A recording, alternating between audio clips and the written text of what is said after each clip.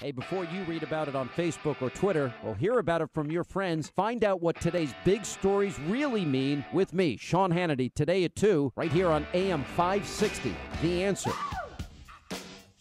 Good morning, Dan. And in for Amy this morning, Kristen McQuarrie from the Chicago Tribune editorial board. And Kristen, before President Trump left France, he had a press avail with President Macron. Brigitte, too? No, but he was very complimentary of Brigitte, as I understand. I know. He just can't not comment on a woman's physique. There are Pepe Le Pew memes on Twitter now, and they're quite appropriate. He grabs her, he holds her hands, then later he tells her what a nice figure she has. She's in great shape while Melania is standing next to him. It's just old man, weird, bizarre behavior. What can I say? And then he had the press availability with Brigitte's son, Emmanuel Macron, right? Is this a son or is that that's a son? I don't know. No, that's not. It must be her son. It's her husband. Yeah, I'm kidding because of the age difference there. Oh, see, I didn't even know there was. He's the anti-Trump. Right. She's like I think the distance between Macron and his wife is the same as between Trump and Melania, but reversed. Mm-hmm. Yeah, isn't that interesting? Maybe that's make for a great double date. Good conversation. Well. He likes to talk about women's bodies. So he, in that press availability, he publicly commented for the first time, in addition to the tweeting, about John Jr.'s meeting that was disclosed over the weekend and, of course, has dominated the cable news channels this week. Here's what the president had to say. As far as my son is concerned, my son is a wonderful young man. He took a meeting with a Russian lawyer, not a government lawyer, but a Russian lawyer. It was a short meeting. It was a meeting that went very, very quickly, very fast. Two other people in the room, I guess one of them left almost immediately, and the other one was not really focused on the meeting. I do think I think from a practical standpoint, most people would have taken that meeting. So that sort of echoes what Don Jr. has said, both in his interview with Hannity this week, as well as this was becoming a big story per the New York Times initial reporting.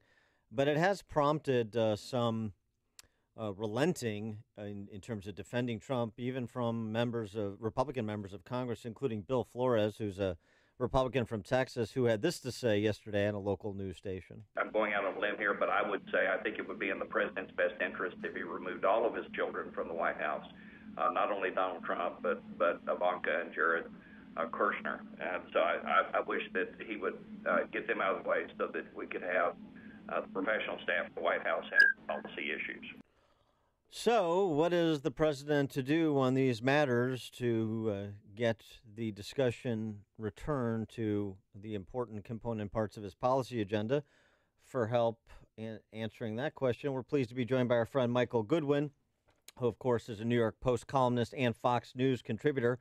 His latest piece, Why the Latest Russia Story is Just Another Trump Witch Hunt.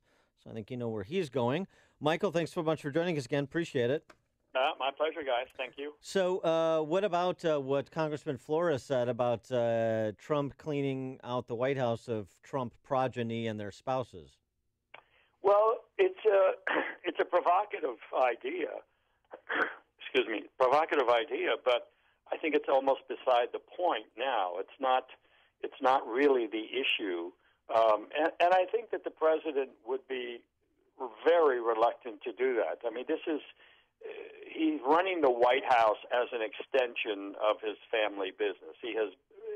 Don Jr. and Eric Trump, his other adult son, they are not in the White House. This is a campaign issue involving Don Jr.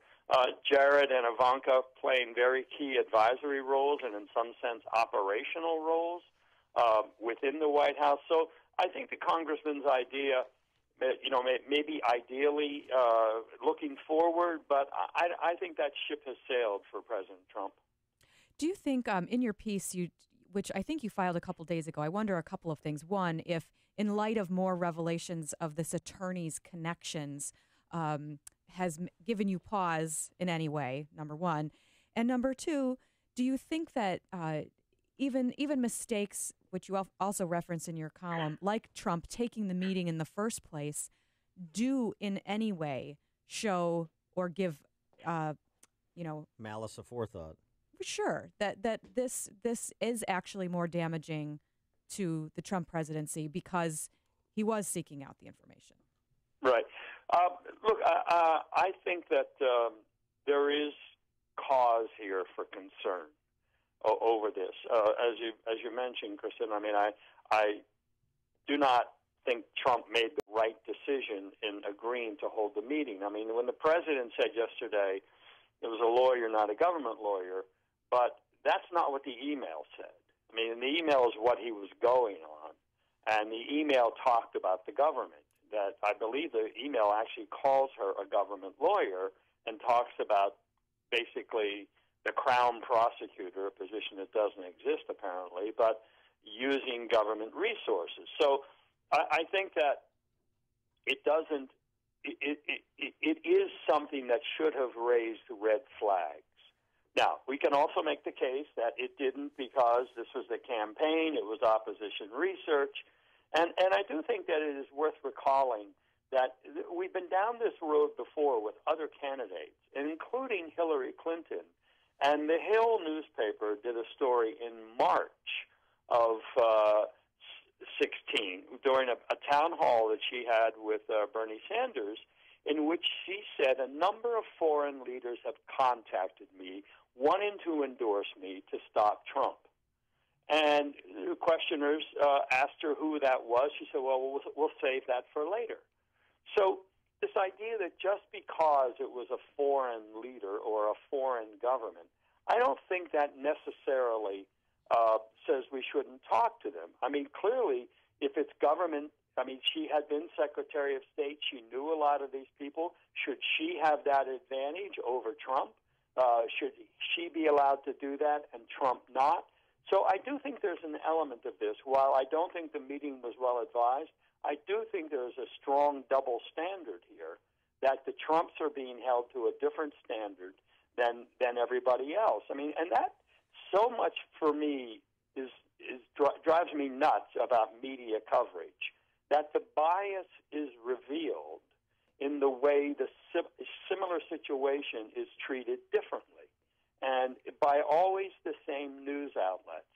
And that, to me, is the most problematic thing. And so I think that while I would say this meeting was not a good idea, that they need to protect themselves against this kind of thing, by the same token, we are not having this conversation about Hillary Clinton's relationship or the foundation money she took from foreign governments, and the Saudi princes who donated to the foundation, or Bill Clinton's speaking fees while she was Secretary of State.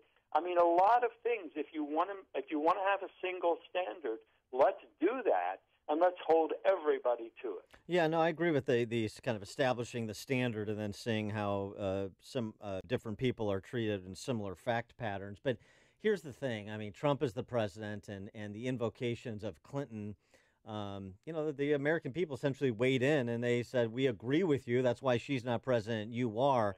The problem is, even though you can run a lot of parallel tracks, right? You have to as president. There's a lot of issues. But in terms of Obamacare replace and tax reform, and now this issue that was raised yesterday of the potential elimination of the Deferred Action for Childhood Arrivals program and leaving 800,000 to 1 million people that are here under President Obama's DACA forays in some sort of limbo potentially, and maybe not limbo, maybe even moving to deport, which would create even a greater firestorm. Those tracks can be parallel, but they're also connected. So you can have a bit of a daisy chain effect as well. And I wonder if the real concern is how the Trump administration is handling all of these things simultaneously in such a way that if they mishandle the Russian matter, if they mishandle Obamacare replace, it starts to, again, have that domino effect of blowing up the entire policy agenda. Look, that is a real concern, and that should be a concern for all Americans, not just people who supported Trump. I mean, we do need an effective president.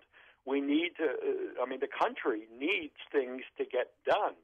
And if the president is hobbled or constantly distracted, or if the media will not simply cover the president, but is only interested in the scandal, then I think it's going to be very hard. And you mentioned, for example, the idea from the Republican congressman about the president's family getting out of the White House.